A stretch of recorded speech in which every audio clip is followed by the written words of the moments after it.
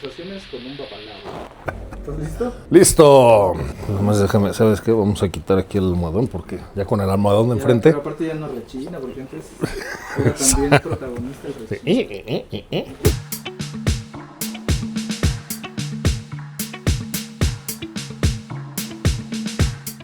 Pues ahí te da la primera. A ver. ¿Cómo puede un babalao mantener el equilibrio entre su vida espiritual y su vida cotidiana sin perder conexión con ninguno de los dos mundos? Bueno, a ver, cuesta un poco de trabajo. Al inicio cuesta un poco de trabajo porque obviamente IFA es muy demandante. Entonces puedes llegar a empezar a experimentar que tienes una serie de consultas ahí en fila y que de alguna forma pues tú tienes como pacto, ¿no? Pues el atender a toda la gente. Y evidentemente eso en momentos te puede llegar a causar algún tema con la familia, sobre todo un tema de entendimiento. Y eso te estoy hablando al principio. Ya conforme va pasando el tiempo, empiezan a ocurrir dos cosas. La primera es que te empiezas tú a organizar, empiezas a organizar tu tiempo. Y la segunda es que la gente que convive contigo, o sea, tu familia, empieza a entender y empieza a adaptarse al esquema. Entonces, hablando de equilibrio, pues es eso, o sea, es un tema de organización. Es muy importante ponerse horarios, es muy importante ponerse objetivos. Por ejemplo, aquí en la casa yo tengo una regla que es que a mí no me gusta tener 20 personas esperándome para consultarse. O sea, a mí me disgusta salir del cuarto de IFA y de pronto encontrar a 20 personas esperándome 3-4 horas para que yo les haga una consulta. Definitivamente en esta casa las cosas no se manejan así. En esta casa se maneja una agenda y esa agenda se respeta. Y bueno, pues de alguna forma ya la gente que me conoce o la gente que ya ha venido a consultarse, pues entiende muy bien de qué va, que deben agendar con anticipación. ¿Para qué? Para que se les pueda garantizar una atención puntual y adecuada. Esto es como, por ejemplo, cuando vas al dentista. A ti te dice el dentista, sí, claro, tienes tu cita a las 7 de la noche y nunca te recibe a las 7 de la noche, siempre te recibe a las 8 o 8 y media. Y a mí es algo que me molesta muchísimo. Toda la vida me ha molestado. Justamente por eso, pues trato de no replicar ese tipo de descortesías en mi casa, ¿no? Entonces, incluso, por ejemplo, también me ha ocurrido que hay gente que tiene su cita, de pronto me habla y me dice, oiga, es que voy media hora atrasado. E incluso he tenido que decirle, ¿sabes qué? No te puedo recibir. ¿Por qué? Porque la siguiente hora ya está ocupada y yo no voy a empezar a atrasar a toda esta gente. ¿Por qué? Porque tú vienes tarde. Es un tema de educación, y definitivamente pues yo me pongo siempre, cuando veo toda esta gente esperando en las diferentes casas, yo me pongo como en esa posición y la verdad es que pues no me gusta y por eso pues no lo hago, ¿no? Evito a toda costa tener a la gente en esas circunstancias. Entonces pues nada, habrá gente que piense que puedo ser muy sangrón, pero no, la realidad es que no lo hago por sangrón, lo hago por corteza, ¿no? Luego justamente, pues es todo lo contrario. Luego, ¿por qué? Porque me parece una cortesía el atender a una persona el día y a la hora a la que fue acordada. Supongo yo que también tu familia se acomoda a ciertos horarios, ¿no? Sí, por ejemplo, ahorita ya procuro, en medida de lo que se puede, los domingos ya no atender a tanta gente como lo hacía antes. ¿Por qué? Porque de alguna forma el domingo es el día en el que yo convivo con todos mis hijos y de alguna forma yo procuro, si llego a tener consultas, procuro tenerlas entre las 10 de la mañana a 1 de la tarde, tener ya la tarde libre. Nada más hay un caso, tengo una ahijada que es una ahijada muy puntual, una de las ahijadas muy queridas de la casa, que ella siempre viene una vez al mes y viene en un horario de las 6 de la tarde en domingo. Pero eso es ¿por qué? Porque también ella viene de lejos, pues es el momento en el que también su esposo puede traerla en el carro, ¿no? Pero bueno, es un caso fortuito. O en el caso, por ejemplo, de alguna emergencia, bueno, ahí sí, pues no importa, podría ser hasta en la madrugada que vas a atender a la persona. Pero para lo que es consulta, nos organizamos. Incluso, por ejemplo, las obras, que son un poco más grandes, las dejamos para los sábados. Mucha gente, pues también toma el sábado. ¿Por qué? Porque entre semana les es imposible venir. Entonces, vaya, todo es un balance, y la familia, de alguna forma, pues tiene que entender que este es el trabajo del babalao, ¿no? O sea, a mí me acuerdo que mi padrino me lo decía mucho, ¿no? Antes de ser babalao, él me platicaba mucho de justamente esta situación, o sea, toda esta problemática que se puede presentar. ¿Por qué? Porque pues tú tienes que atender a la gente, o sea, estés bien, estés con broncas, esté sucediendo algo, en fin, tú debes tener siempre la disposición de atender una emergencia. Y me ponía un ejemplo, me decía, imagínate que estás saliendo de tu casa, estás sacando el carro de la cochera ya con toda la familia arriba y de pronto te aparece un ahijado con un problema importante. En ese momento es echar para atrás, reversa, ¿no? Es cancelar la comida y atender a la persona. Ese es el punto y ese es como algo que debemos tener muy claro como babalabos, ¿no? O sea, está por encima tu labor que la familia en este caso. O sea, si no propiamente por encima de la familia, pero sí de alguna forma nosotros pactamos, tenemos pactos. Cuando hacemos IFA hacemos pactos y pues esos pactos sí deben estar por encima de muchas cosas. O sea, de pronto el problema de una persona puede ser mucho más importante que una comida familiar. La comida familiar podría atrasarse unas horas, ¿no? Y podría ser una cena, pero el problema de esa persona requiere una atención en ese momento. ¿Y cómo tú podrías saber? Supongo que te han llegado a personas que dicen que es grave y ves el problema y dices, no. Lo que pasa es que también, fíjate, yo aquí, por ejemplo, pienso gravedad, una persona que está enferma, una persona que está muriendo, una persona que está teniendo un tema legal, una persona que arrestaron. En fin, o sea, para mí eso es un problema grave. Incluso, por ejemplo, hubo una vez una hijada que me llamó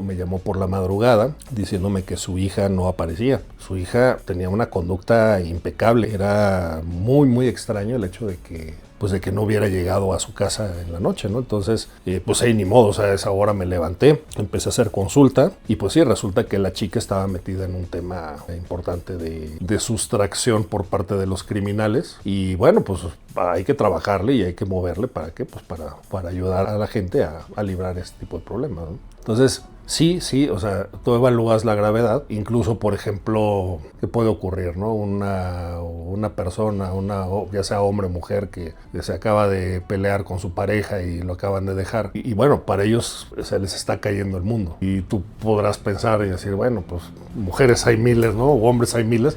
Pero no, o sea, tienes que ponerte en los zapatos de la persona y atender la necesidad, ¿no? No podemos tampoco ser tan fríos o tan duros, ¿no? O sea, yo podría hacerlo y decir, ay, por este cuate estás llorando, hija, o por esta mujer estás llorando, hijo, pero no. O sea, me tengo que poner en los zapatos y tengo que ser definitivamente empático y trabajar en función de resolverle el asunto. Que eso no quiere decir que se hagan amarres ni nada de eso, ¿no? Eso es bien importante.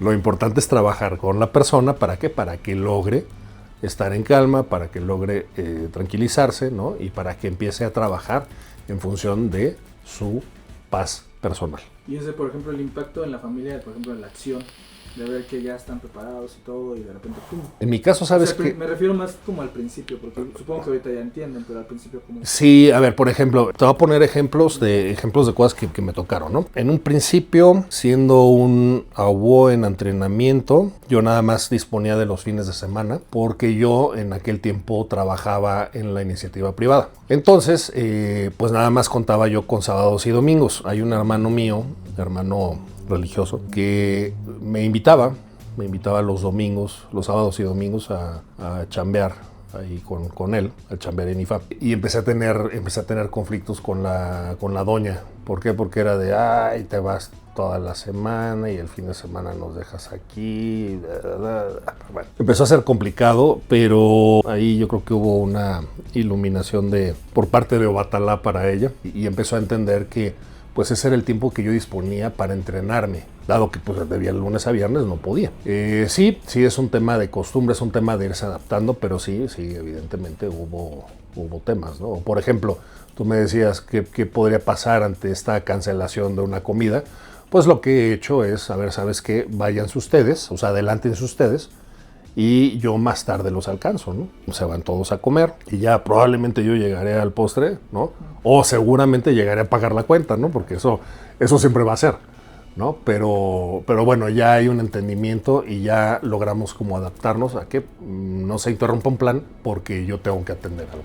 Nosotros creamos contenido, creo el contenido, con la firme intención de darle una retroalimentación a las personas referente a, puede ser mis experiencias dentro de IFA, el cómo veo yo la religión o incluso recomendaciones a las personas para poder vivir su religiosidad de una mejor manera. Incluso también el contenido que se hace pues llega a ser educativo. Entonces yo agradecería mucho que tú que estás viendo estos videos siempre me apoyes con un like y con una suscripción, y esto de alguna forma me incentiva a seguir creando contenido pues para ti, ¿no? Incluso también en la parte de comentarios pon qué temas te gustaría que se trataran, qué temas te gustaría que se abordaran, para yo obviamente programarme y desarrollar esta información. Tú que me ves, muchas gracias, y no te olvides de suscribirte y de darle un like al contenido. Y Ború y Boya y Bochiche. ¿Qué papel juega el silencio en la práctica espiritual dentro de IFA? A ver, yo veo el silencio como un ejemplo de sabiduría. No siempre el que más habla es el más fregón.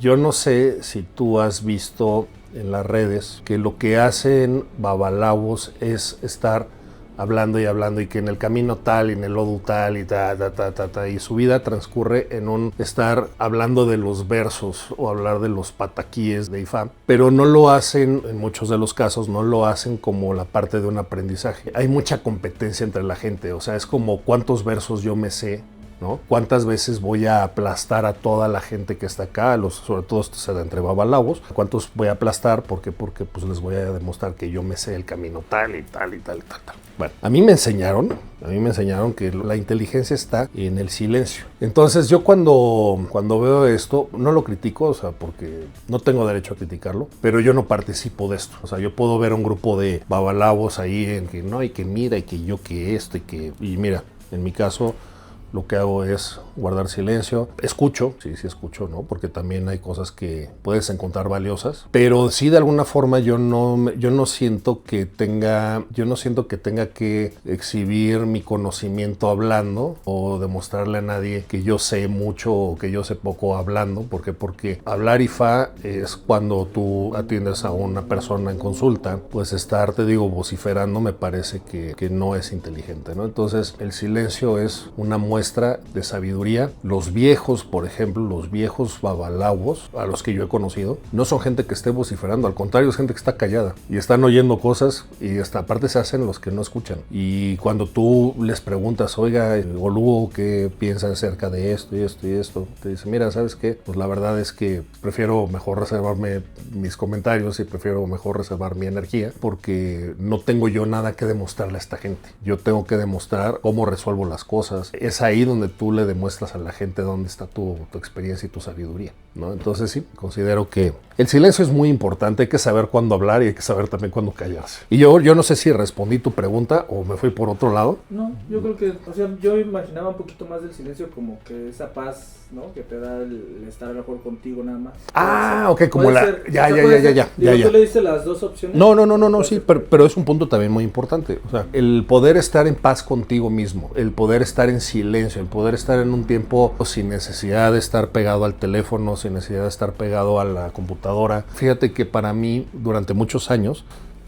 creo que a muchos les va a sonar conocido esto, pero por muchos años yo vivía pegado aquí al teléfono.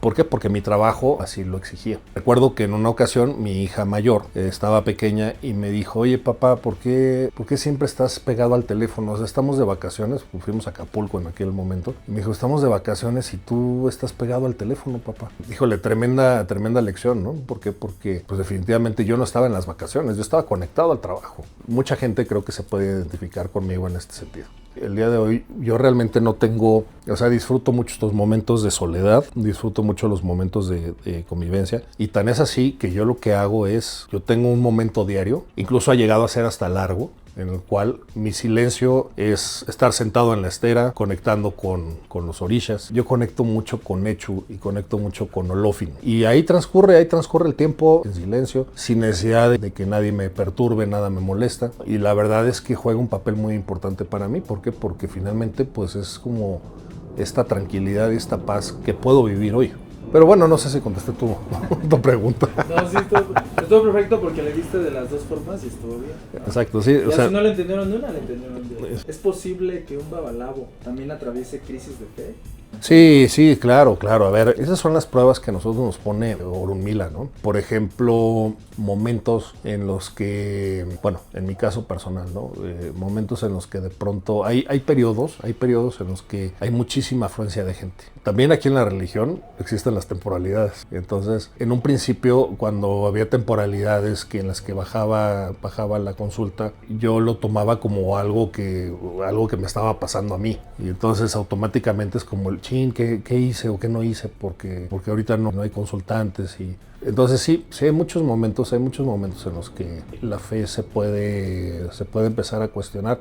Sin embargo, cuando tú analizas todos los resultados y cuando tú analizas el día a día, te das cuenta, pues siempre estás respaldado, siempre estás cuidado y siempre estás apoyado, ¿no? Entonces, esa es la parte que yo he vivido como si lo podemos llamar como falta de fe en algunos momentos, pero han sido momentos así muy breves, ¿no? Han sido momentos muy, muy cortos. Cuando he caído en cuenta y retomado todo, no me genera culpa, porque no me genera culpa.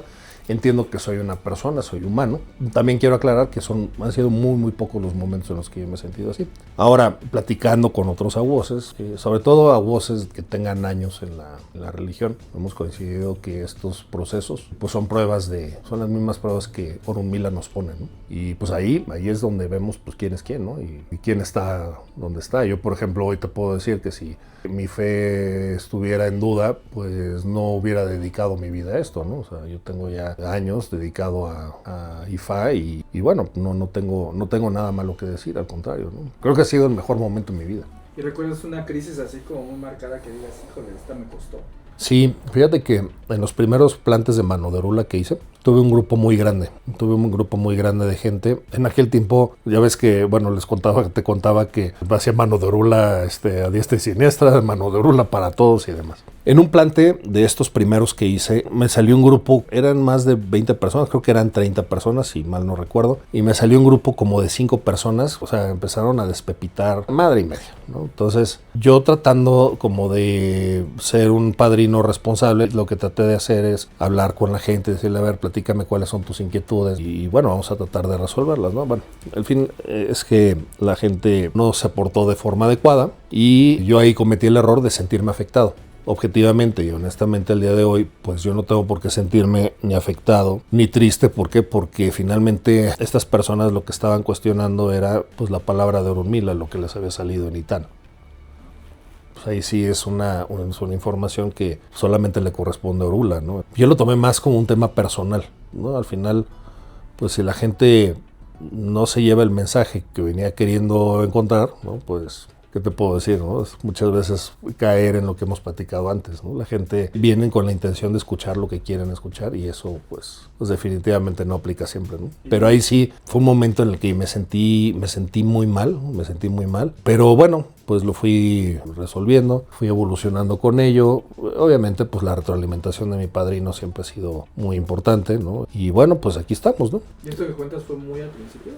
Sí, no, fue de los primeros plantes que hice, de mano de orula que hice. En aquel tiempo, nuevamente, pues yo sí estaba como muy pendiente o como que yo sí buscaba que la gente tuviera una experiencia muy buena, pero bueno, hay gente que no valora eso. Si no le adivinaron el orisha tutelar que venían queriendo, es problema, ¿no? O si en el Itán se les habló de algo que no les gustó, es problema, o que les dieron una prohibición, les saca de onda y es problema. Pues bueno, eso ya no es tema mío, ¿no? O sea, eso ya a mí al día de hoy ya no me importa. Me importa la persona, pero si no tiene la capacidad de entender, pues yo tampoco ya puedo hacer nada, ¿no? Pero igual como te pega, ¿no? A ti como ser humano, el que sí. algo no funciona. Sí, claro, o sea, o sea, cuando tienes una buena intención, o sea, tienes una intención positiva para la gente, y cuando ves que la gente no reacciona de esa forma, pues no dejaba de afectar. Hoy en día, de verdad, yo creo que ya los años, tanto religiosos como los años biológicos, me dan una perspectiva de realidad y de sobre todo entender, ¿no? Entender, y no voy a dejar de mencionar, entender siempre el comportamiento humano, porque siempre está la parte humana que reacciona ante ciertas circunstancias, ¿no? Las entiendo, sí, las entiendo. Quien es cortés y es decente con Orunmila y es decente y es correcto conmigo, yo le explico, me tomo el tiempo y los ayudo. Quien no es correcto ante el mensaje de Orunmila y no es correcto con su servidor, la verdad pues no tiene espacio aquí, ¿no? Entonces, así de simple. No me complico la existencia. No se diga más, sí, claro. Ok.